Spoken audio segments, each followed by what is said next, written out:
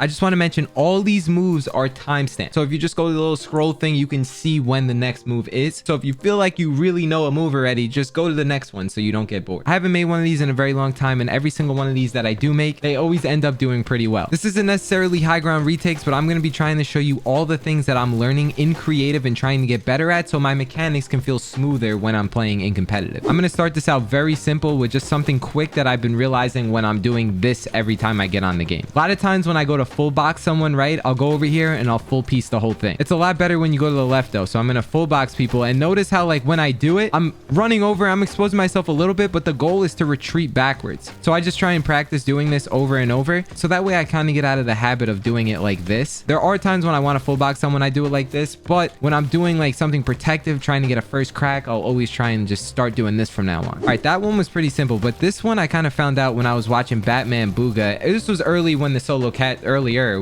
cash cups were back in the game, but I don't necessarily know if he came up with this. I just saw him pull it off in an end game, and it got me thinking. It's a cool way to slide down, and it makes you rotate really fast in an end game while protecting yourself. So let's say I'm in the air, right, and I'm just like cranking up, and I realize like, oh crap, I have to slide down, but there's someone above my head. So I'm gonna slide down like this, and then as I'm sliding, quickly place a cone above your head. It's a little complicated. Like, I'm definitely still not good at this, but it's a really good way to protect yourself as you're sliding. And I saw Batman Booga, I don't have the clip, but I saw him doing it in an endgame one time, and he didn't do it this long. It was probably like maybe 4 stairs, and he placed it like this. He probably went quick and then just like quickly placed it and continued to slide down. And just one simple cone can stop you from getting shot in the head. See if I could just get a clean one though. So I'm turning around, boom, want to slide, and then just quickly like look up. If you look up more towards when you're at the bottom of the stair, that's when you're gonna like kind of glitch and like fall off. So as you do it, you kind of want to make sure that you're towards the top of the stair, and the slower you slide, the easier this gets, right? You don't have to learn how to spam that 5 times in a row. It's just one small quick thing when you place like 4 stairs and you slide down. I'm gonna include an easier one for people. Maybe I'll put this at the start, I'm not sure. I was planning on making a TikTok about this, and this is one of the reasons why I think double movement is extremely overpowered when it comes to building, because it makes it a lot easier. There's multiple different things you can do. Like if you're in the air and you're not on low ground, just learning how to tarp like this blocks off a lot of angles, and it's super easy to move and tarp, and it makes the end games just a lot easier when you have better double movement. Also, the specific move I wanted to mention was just this move right here, where you have like 2 pieces in front of you and you just go up and down and then stairs. So let's just say I'm ramping up and I cone myself or get coned. I just keep going to the side, and I can literally do this like forever. All it is wall stair, and then I drag up and place wall stair again. So it looks like that. And that way I can continue running up and just like, you know, go for more piece control and continue the build fight. But it's very useful because anytime someone's like right above you, you know, you can quickly go around them, and like you can go for full piece or whatever you want to do. If you don't play Fortnite that much, or you don't play creative that much, you might not think that move is that good, but the more you use it, the more you're going to see where it works and where it doesn't. This one I'm 100% including at the beginning of the video. I always try and watch pros play creative to like learn new moves or what I'm not doing, or, you know, something that I should be doing. Lots of people do this nowadays where they turn around like this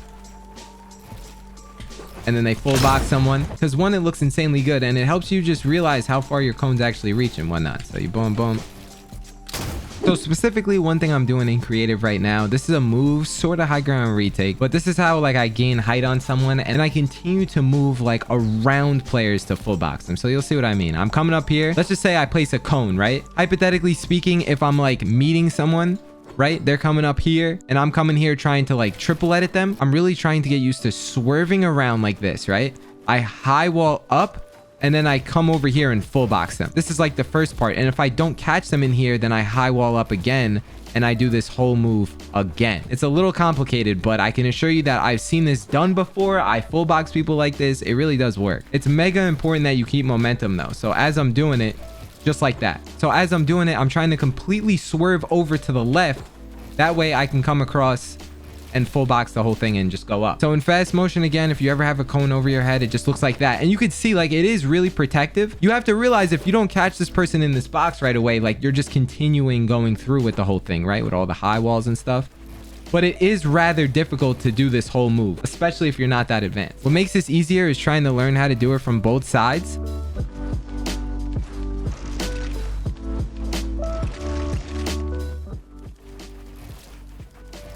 Right there was a really good example too. It looks really smooth. It helps you keep momentum during build fights, and it's a really subtle way to try and box a good player. So Jiven saw this move from a player called Malabuka. He recently won like the Saudi Arabia World Cup or something, whatever that was, a $2 million land tournament. And one of the tarps that he was doing in the game, and me and Jiven have showed this in other videos, it kind of looks like a stair tarp, right? Like this is your conventional stair tarp, but he extends it out more. So instead of doing it like this, he kind of goes like this.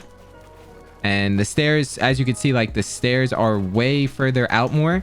And it's just like you can kind of see where you're going. So your head is up while you're tarping. So I'm trying to learn that, and I'm trying to like, you know, add it to my end game knowledge so I can like tarp like that and just have it be smooth with my head up as I'm going forward. But how I'm trying to make this more complicated, which is also like a good way of doing it. Like this isn't stupid. So I'm doing the move like this, but I'm trying to add the floors here like that. I'm definitely struggling with it a little bit. I'm not like a complete goat at it, but let's see if I can just like boom.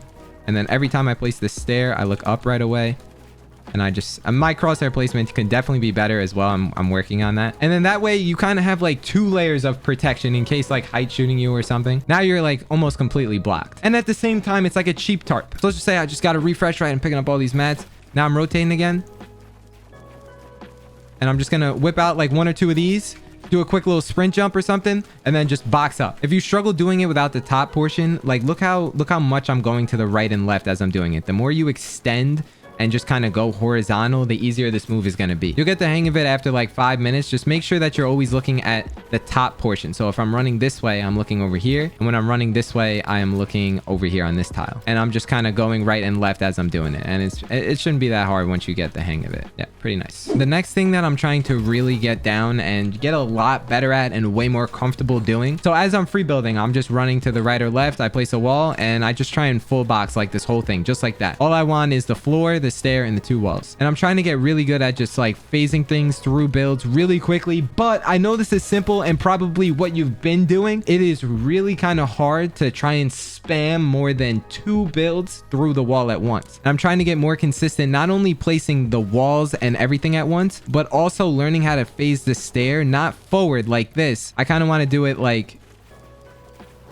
that, where it's kind of to the left and it forces this person to be like kind of sucked into this wall, and now they're really kind of panicking. So the direction of which you phase the stair could be really important. Now I got a good window edit or whatever. I can try and take this wall and grab it. Specifically, what I'm also trying to learn and implement into my game real quick is learning how to triple edit, but doing it backwards. Chances are, if you know how to triple edit, this isn't going to come as a surprise to you or something that's like crazy game breaking. But triple editing backwards is kind of really important because the second you sense that someone's on your back, you can kind of full piece them and go crazy and get a nice clip that way. So every time I try and practice free building, I'm just trying to get used to triple editing backwards like that.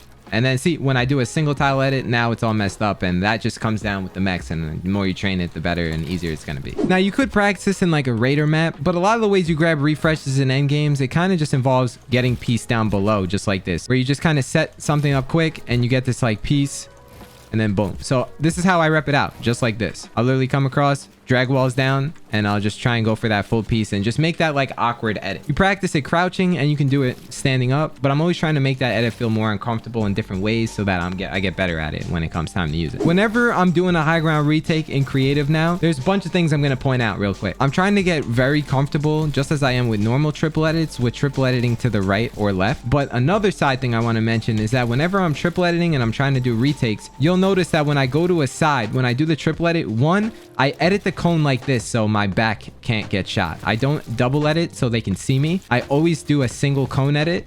And then when I jump out to the side, what I'm doing is high walling up, and then I can go in either direction, left or right. So anytime I triple edit to a side, I'll do this move, right? High walls and then land on a stair.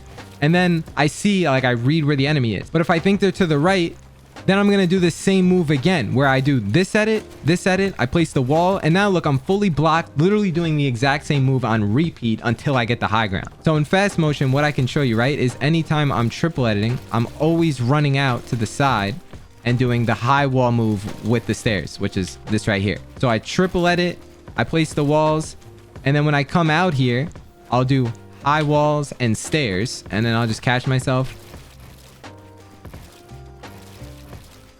So one last time, when I jump out to the side, it's wall stair and then high walls and stair again. Or the other variation of it is you can do high walls first and then land on the stair, whatever you feel is most comfortable. There's like 100 different million things you can do in creative, and I can probably make this video so long just telling you about the things that I struggle at and what I'm trying to get better at. Wow, we've been here for an hour already. That's crazy. Before I close this video, this is going to be the final thing I'm going to mention. A lot of times when I'm build fighting someone and then I see them about to side jump, so let's just say that this guy is down here, he's going to do a side jump like this. Every time what I do is I'll run over their cone and I'll place walls like this.